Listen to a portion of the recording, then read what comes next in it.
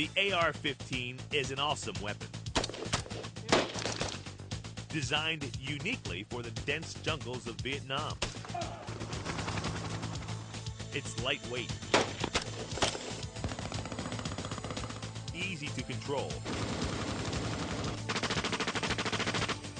and can be fired by a 4-foot 10-inch 100-pound boy or a 6-foot 7-inch 275-pound man.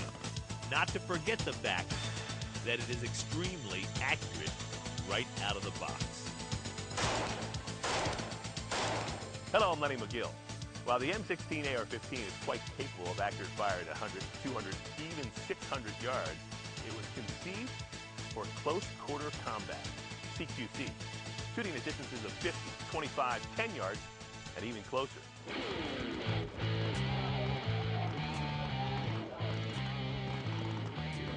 The government knew that its soldiers were not going to be marksmen. In fact, many of the new recruits had never even fired a gun before entering the military. So they had to develop a firearm that was lightweight, easy to carry, easy to shoot, and pointable. Yes, I said pointable, because the military knew that when a squad was ambushed, the first thing that they're going to do is turn, point the gun in the direction of the danger, and pull the trigger. Up, up. So here you have it, the M16 AR-15, the world's most pointable, most accurate, most devastating assault rifle available to any armed forces on the planet, bar none. It is truly the most awesome assault rifle available for CQC, close quarter combat. Coming up in this video, I want to show you why. Coming up, you'll learn how to shoot fast and accurately at single targets and then at multiple targets. Why the U.S. military chose the .223 round over the beefier .308 cartridge. How to use cover as support for extremely accurate shooting. A battle-proven method on how to increase your ammunition supply.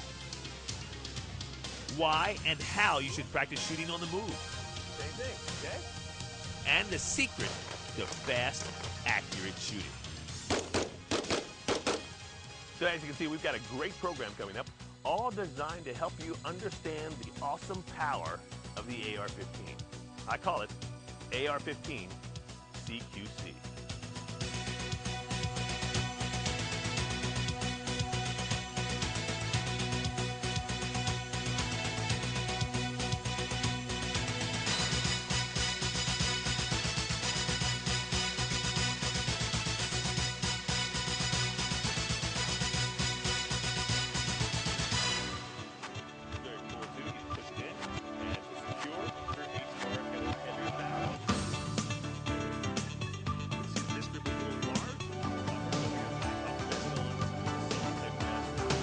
All right, let's go ahead and talk now about the gear that I've got on, my CQC gear, because I want to get it over with here at the beginning of this stage of the program.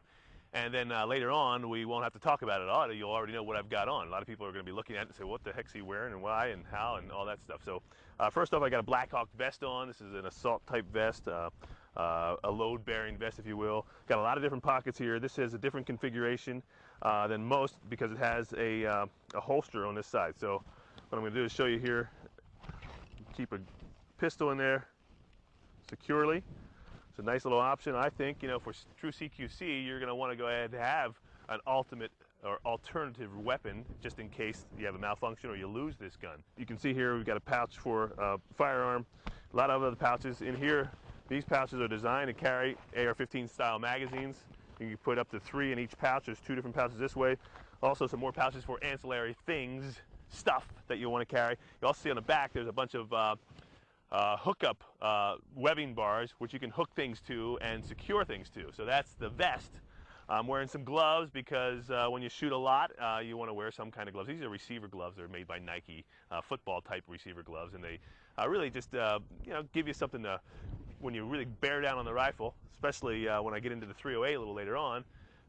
It gives you something to hold on to, all right, without beating your hands up too much. The other thing I want to draw your attention to is the tactical thigh holster here, tactical mounted holster. It's got a rotating hood.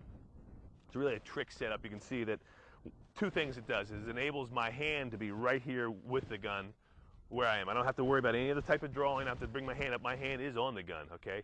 Second thing, it holds the gun extremely secure. The rotating hood is not going to come open unless I depress it with my thumb and slide it open and pull the gun out, all right? That's how it works, all right? And then we come up and we can access our shot.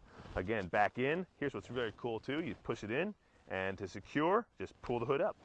And now the gun is very secure. These are very popular with law enforcement, special forces type teams, SEAL teams, that kind of stuff, because it is the true trick setup for close quarter combat. Again, close quarter, we're talking about being close. We're talking about getting close to people, and people are going to be able to grab you, grab your weapon, grab your rifle. You need to have a backup rifle, a knife, something, because if you lose your primary weapon, you're in big trouble. All right, so now I've kind of detailed some of the gear I've got on what I'm wearing. Let's talk now about the rifles we're going to be working with primarily today. It is AR-15 CQC, so obviously we're working with AR-15s. I'm going to show you the Colt AR-15 I've got here. It's the Sporter H-bar. It's got a little heavier barrel than your standard AR-15. The heavier barrel meaning that it's a little thicker steel. All right. Now what that gives you is the fact that it's thicker steel means there's going to be less vibration, hence a truer shot over the course of time, especially when you shoot lots of shots and the barrel heats up. That's what the H-bar, heavy barrel, means, okay? Because there's more steel there, it's going to have a truer shooting over a course of fire, say in competition, and or if you're in battle or something like that, okay? The AR-15, like I said, most of you know the operation of the gun. If you don't know the operation of the gun, it's a good idea to go ahead and pick up my other tape. It's called Mastering the AR-15. Talks about all how to load, how to shoot, how to sight it in, all those particulars, getting you started with the firearm. But like I said, I'm introducing this gun right now because I want you to know this is what we're going to be working with, and I've got another gun we're going to be working with as well. It is the carbine version, CAR-15. Carbine meaning shorter. You can see this gun is substantially shorter than this gun. The barrel itself is approximately 3 inches shorter. The stock is collapsible on the CAR. Okay, you'll see there's a little button here. You can pull the stock out. That gives you shooting position here. It's a lot lighter. This is the standard barrel, much lighter than the heavy barrel. The gun itself is a lot lighter because it doesn't have all the stock and everything back there. This is probably the true choice for CQC, for close quarter combat, only because it's so darn small and so darn light, okay? Again, by being able to solder the gun up in here, I'm cutting 5 to 6 inches off the barrel length, and that's dramatic when you're in a close environment, especially inside of a house or entering a house. When you go around a corner, you've got that long barrel sticking out of there. Long barrel, something we'll talk about a little later on, has a chance to be picked off or someone's going to grab it or then struggle with your weapon, all right? Not a real good idea to grab hold of that barrel, but we'll talk about that, like I said, later on. So this is the CQC, or the CAR-15, and one thing I do want to draw your attention to is I've got the new Surefire Tactical Mounted Light. It's an integral piece, okay? So let me go ahead and show you this here.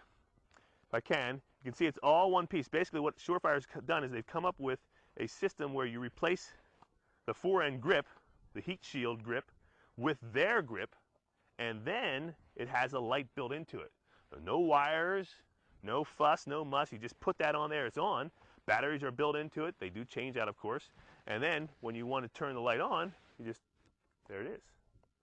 There's a touchpad here built into the grip itself, and boom.